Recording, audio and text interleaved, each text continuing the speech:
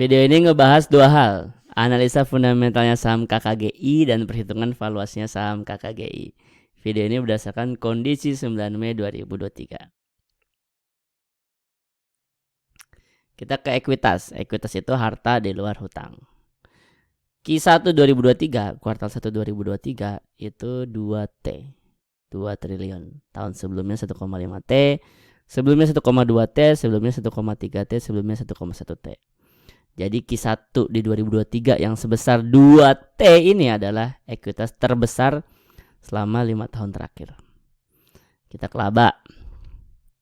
Laba Q1 2023 211 M, 211 miliar.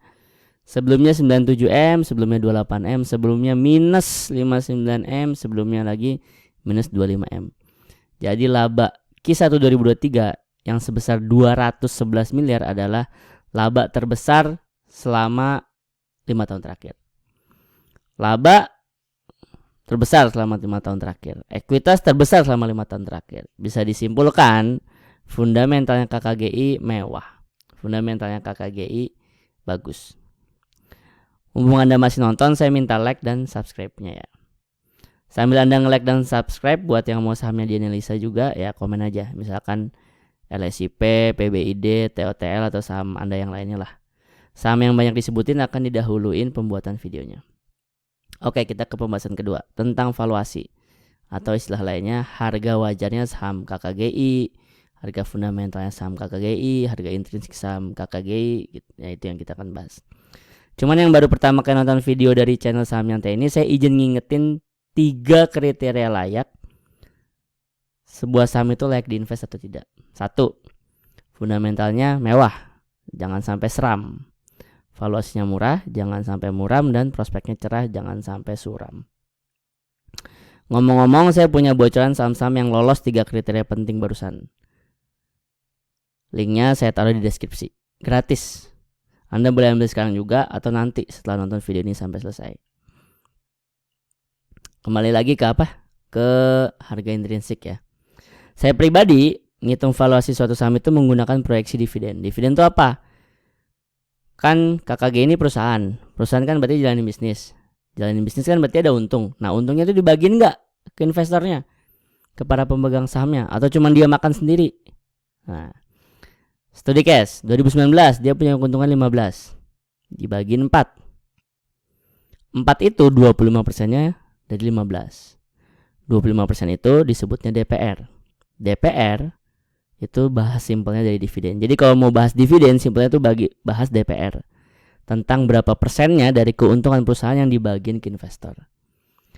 2019 DPR-nya 25%, 2020 127%, 2021 60%. 2022 nih, keuntungan 2022 udah akan dibagiin di 2023 ini.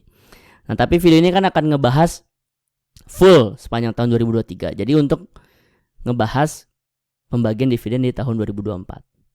Nah, sekarang kita tebak nih DPR untuk keuntungan 2023 yang akan dibagiin di 2024 berapa.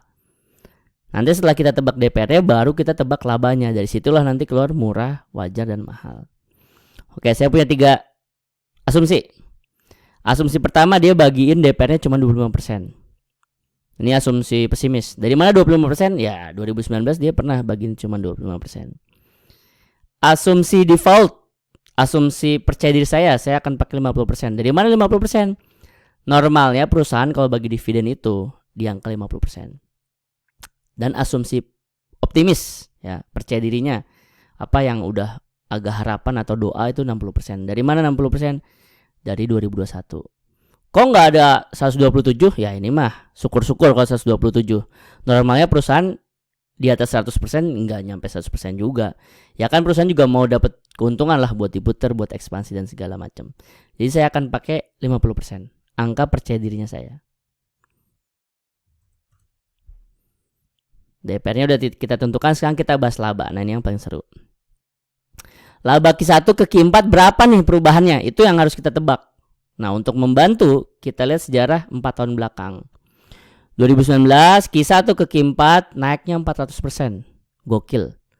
2020, nah, pandemi nih, ya kan?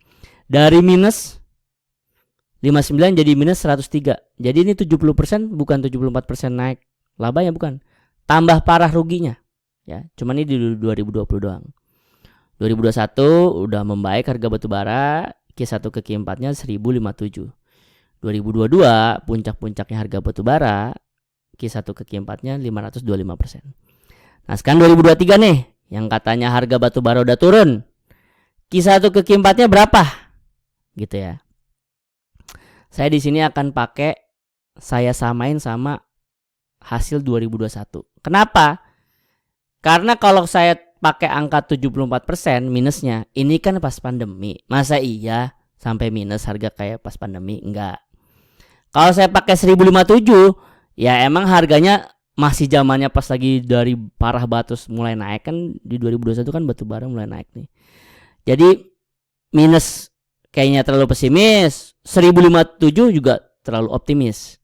Nah, saya nyari angka yang menurut saya kalaupun harga batu bara turun, di situ angkanya. Nah, saya akan samain sampai 2021.